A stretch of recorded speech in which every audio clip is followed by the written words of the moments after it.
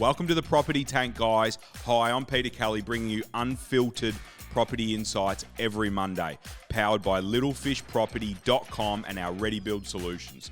The best value in knockdown, rebuilds, and dual occupancy. You can book a call with me anytime. The QR code is on the screen. And for all the property nerds out there, join the Little Fish Network. Thousands of members and endless resources to help you guys win at property. We're always dropping new stuff in there, guys, so keep your eyes peeled. All right, let's get into the show. Quick one we want to talk about, something that has been sneaking across the headlines, is the government, by April, is stopping, and for 2 years, stopping foreign investors buying established homes here in Australia. So what we're saying is politics at play here. The government's trying to grab headlines. They're trying to say, hey, we're stopping foreign investment buying established properties. Now, Bonnie will get the graph up.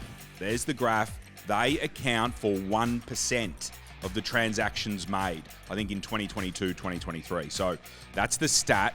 That's not going to change. That hasn't changed or wouldn't have changed too much. So we're talking about 1%. These guys are buying 1%, so they're not a big issue. So that's something they're going to put in place for 2 years to stop properties being bought from foreigners, to help with the housing supply and the undersupply that's going on and all these sorts of things. So a 1% play. So for me, I don't think it deserves too much time. Can't believe it's in our headlines. I don't think it's a big thing. What I do think is a big thing, for anyone that's been in the Little Fish Network, knows that here in Victoria, there's rules coming in deemed to comply rules for townhouse property development. Now, this will be quite a fast-tracked process. You've got a block of land, you want to turn it into 2, 3. The details haven't come out yet, but if you definitely want to turn it into 2, you can get through that council process quite quickly, get your permit and roll onto a build. So the timeframes aren't going to be that dissimilar to building a single home. Now, this is going to matter, especially here in Victoria. This is going to matter because instead of people building maybe one home because they don't want to go through the lengthy council process, they're going to be able to do 2, which is going to mean more density. So this is going to mean that developers and private money are going to come back to the Isles as well. We're already starting to see that influx here at Little Fish. So super pumped with that, but that's a genuine initiative to create more density in the land that we already have. So for me, that's a bigger play, but the foreign investment stuff, that's people trying to grab headlines. Okay, guys, so quick one. What's happening in Little Fish from a property perspective? We've got 3 amazing homes going to go to market probably in the next 6 weeks. And we've got differing in product and a differing in location. So it's going to be super interesting. We're seeing some mixed results out there. The interest rate cut has done something. What has it done?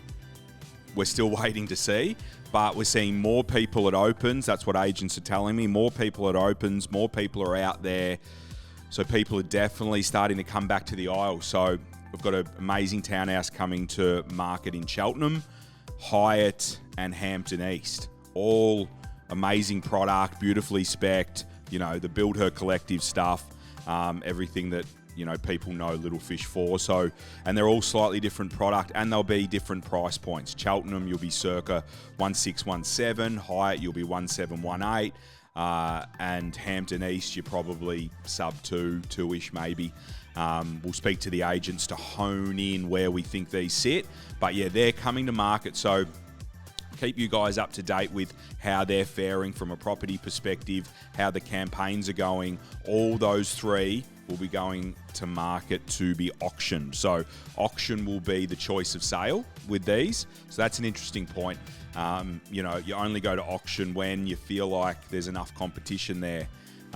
And that's what we're going to see. So we're confident. We're not doing a private sale. We are doing auctions on all these. So they will be going to market at slightly different times. Like I said, suburbs and price points. So we'll keep you guys involved and across those.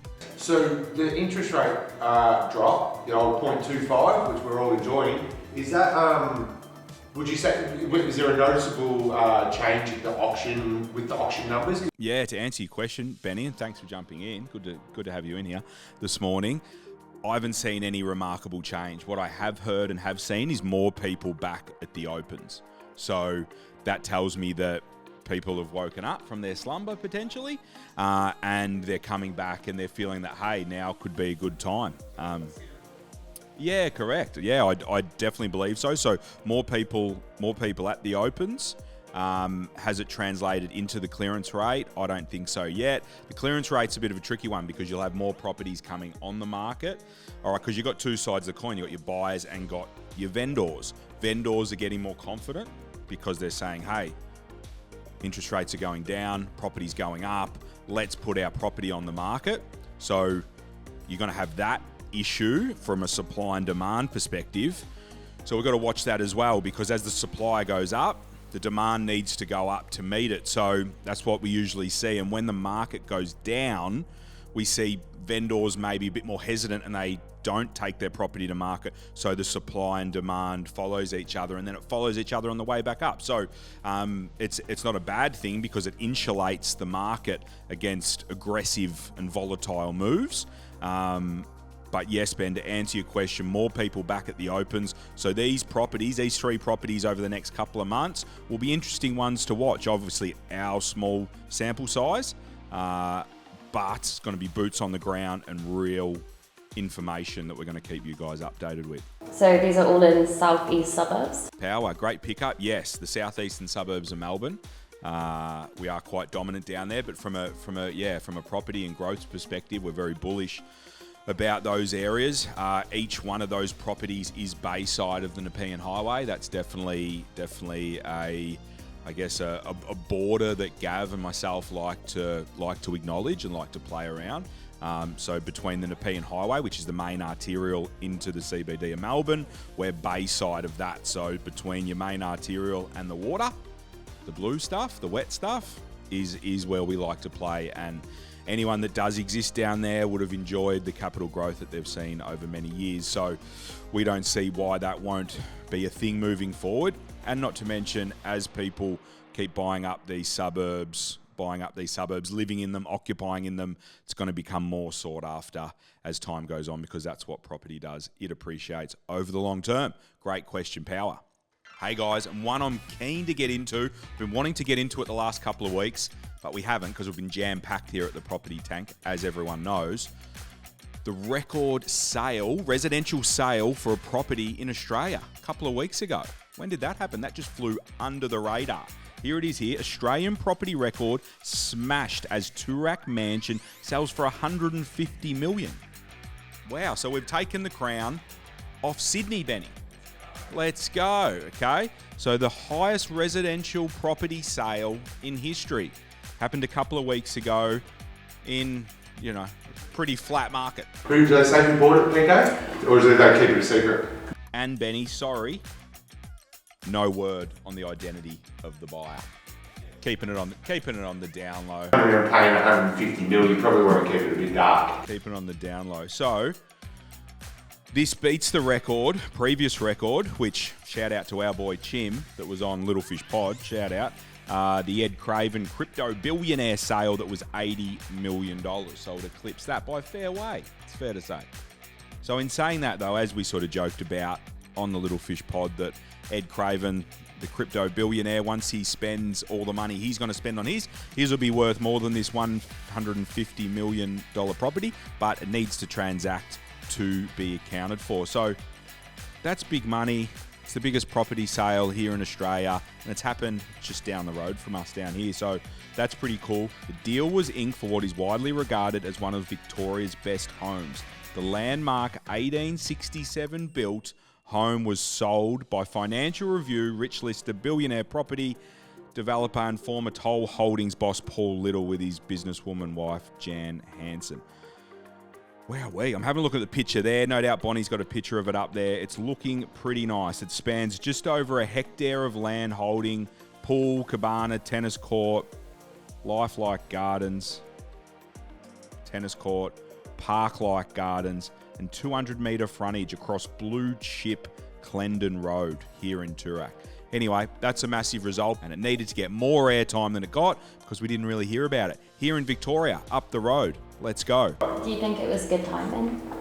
Good timing. Well, you know what? I don't sell too many of these or buy too many of these type of properties, but it's a great question. Like the property market here in Melbourne is, is well reported going sort of, just going averagely. So, but when it comes to transactions like this, I can't help but think a few interest rate rises here and there don't really worry these punters.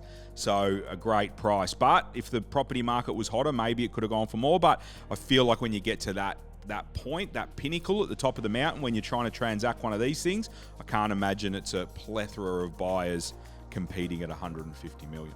And power, what's something to mention, the principal place of residence, the one last tax win that we've got here as Australians is tax-free on your principal place of residence. So Paul, sitting here, it's his house, sells at 150 mil tax-free. I think he bought it 20 years ago for 14 mil. There you go, probably did some things to it along the journey and now sells it for 150.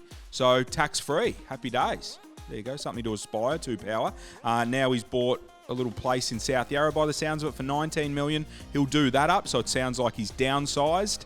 Gone from the big, leafy, sprawling blocks of Toorak into sunny South Yarra, where the Little Fish Run Club gets around every Friday. So anyway, great transaction. We love seeing these things in our backyard. Well done, Paul. Great transaction. All right, that's it, guys. Another massive property tank. Please like, share, subscribe, share it with your friends. As we know, it's a bite-sized, unfiltered snap on property. What more could you ask for? 3 o'clock every Monday, we'll be here. I want to shout out the development tank Thursday. That's going to be a ripper. That's with Claire. We're talking builders and volume, large-scale builders. Pros, cons, what you got to look out for. Super important one because from a price point perspective, they are where it's at the moment more so than ever. So if you're going down that path, it's definitely a must watch. And one more thing, guys, 5-star review on Apple, Spotify. We really appreciate the support. Drop a comment if you want to see anything, want us to talk about anything. We'll be back next week. Till then, have a great week in property.